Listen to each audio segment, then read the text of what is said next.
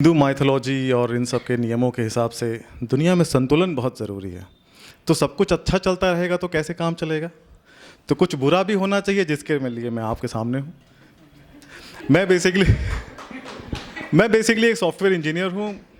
कोई ख़ास मेरी ज़िंदगी है नहीं, कुछ लाइफ में है नहीं, बस लैपटॉप खोलता हूँ, इशू सॉल्व करता हूँ, बंद करता हूँ, सो जाता हूँ और बस यही मेरी ज़िंदगी है।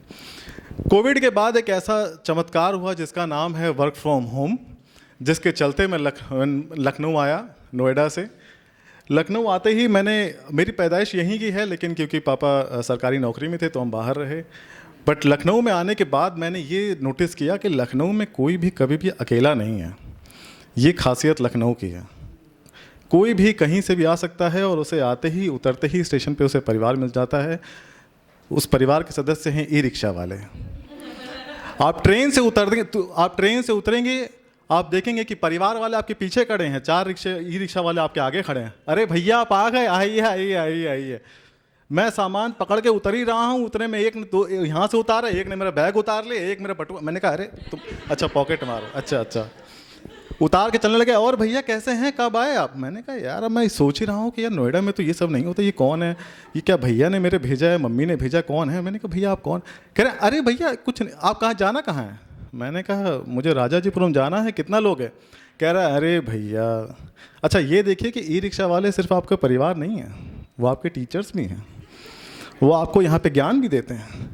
और सिर्फ ऐसा ज्ञान नहीं, फ्लर्टिंग स्किल्स भी सिखाई जाती हैं। अब मैंने उससे पूछा भैया राजाजीपुरम जाने का कितना लोग है? तो कह रहा है कि भैया 100 रुपये दे दीजिएगा और एक थैंक यू बोल दीजिएगा। मैंने कहा वाह, ऐसे मत देखो मुझे, मैं पड़ जाता हूँ। खैर इस ट्रिक को लेकिन मैंने आजमाया ज़रूर। एक बहुत दिन बाद मैं जब वापस अपने नोएडा ऑफिस गया, कभी कभी मीटिंग हो जाती हैं, तो बारिश का टाइम था, सड़कें भरी हुई थीं। एक मेरी ऑफिस की एक कलीग थी जो हमारे ऑफिस की नेशनल क्रश थी, उसकी गाड़ी ख़राब हो गई। तो मैंने कहा, मैं अपनी बाइक पे निकल रहा था टूटी फूटी, मैंने कहा आओ तो मैं ड्रॉप कर दूँ। कह रही ओके। अब रात का टाइम है, बेचारी क्या करे, उसको एडजस्ट करना पड़ा। तो मैंने उसे ड्रॉप किया। ड्रॉप करने के बाद वो बहुत खुश हुई, आरन तुमने बहुत अच्छा काम किया, ये वो, मैं तुम्हारी एहसानमंद रहूँगी, मैं बताओ तुम्हारे लिए क्या कर सकती हूँ। मैंने कहा अब उसका थैंक यू, और ई रिक्शा वाले का थैंक यू मेरे दिमाग में चल रहा था। तो मैंने कहा ओह ये स्किल्स तो मैं सीख के आया हूँ लखनऊ से। मैंने कहा कैसी बात कर रही हो, 100 रुपये और एक थैंक यू बोल देना।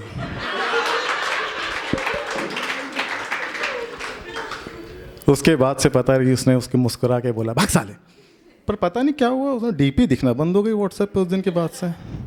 खैर कुछ होगा इशू। नारी शक्ति पे बात करें, आदि शक्ति का स्वरूप, हर फॉर्म ऑफ एनर्जी हमें आदि शक्ति से मिलती है, जिनका प्रतीक नारियां हैं।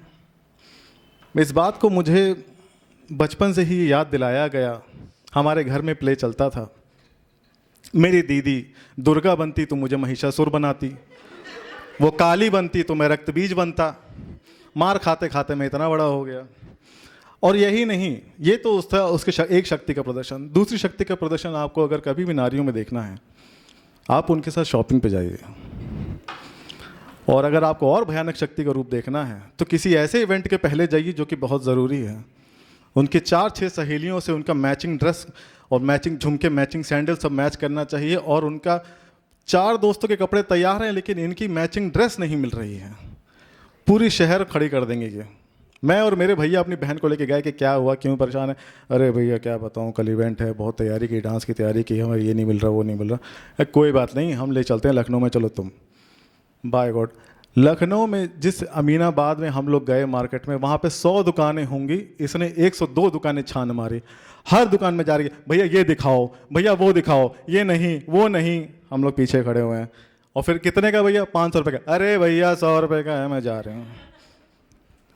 एक दुकान पे जलील हुए, एक दो दुकान पे। अच्छा दुकान वाले जो हैं वो लड़कियों के साथ बहुत तमीज़ से पेश भी आते हैं, लेकिन वो पीछे खड़े मर्दों को देख रहे होते हैं कि साले इसको तुम लेके आए हो।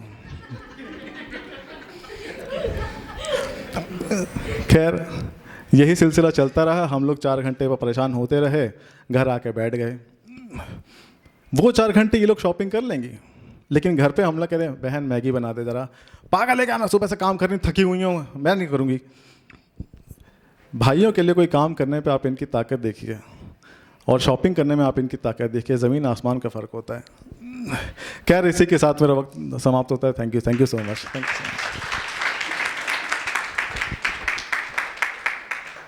भाई